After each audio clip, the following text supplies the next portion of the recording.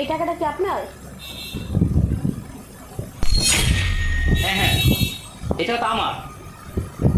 কী হয়েছে করে গেল বুঝতে পারলাম না। Thank you. আচ্ছা ঠিক আছে, আপনি ভিতরে যা বসেন।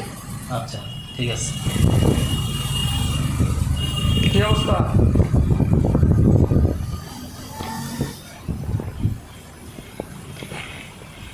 আসসালামু আলাইকুম। ওয়ালাইকুম আসসালাম। আপনি কি আমার ম্যাডামকে দেখতে আসছেন? হ্যাঁ, আপনি আমি ঠিক আসি। ও আচ্ছা, আপনি ভিতরে যান।